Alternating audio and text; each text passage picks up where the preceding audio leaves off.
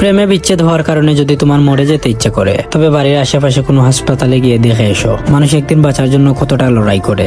সামান্য অভাবে যদি তুমি দিশেহারা হয়ে পড়ো, তবে রাতের আধারে রাস্তার দুপাশে ঘুমিয়ে থাকা মানুষগুলোকে একবার দেখে এসো, যাদের পেটে নেই ভাত আর মাথার উপরে নেই ছাদ।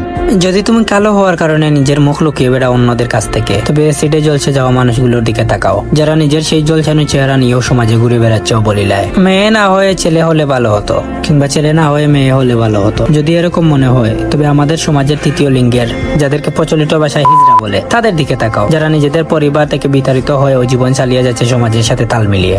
যদি নারী বলতে টাকা লুবি, চলো নামই দুঃখবাজ মনে হয়, তবে নিজের মায়ের দিকে তাকাও, যে তোমার বাবার অভাবের সংসারে না খেয়ে পড়ে আছে, তবুও ধনী কাউকে বিয়ে করার পথ বেছে নিচ্ছে না। আর যদি পুরুষ বলতে দেহ লুবি, মেয়েবাজ মনে হয়, তবে নিজের বাবার দিকে একবার তাকাইও, যার ছোঁয়ায় নেই কোনো লালসা, আছে শুধু মায়া, মমতা, স্নেহ, যে তার মেয়ের সবচেয়ে নিরাপদ আশ্রয়স্থান। যদি কখনো নিজের মধ্যে অহংকার এসে পড়ে, তবে কোনো কবরস্থানে ঘুরে এসো, যেখানে তোমার চেয়ে বড় বড় জ্ঞানী, সুন্দরী এবং সফল ব্যক্তিরা মাটির নিচে শুয়ে আছে।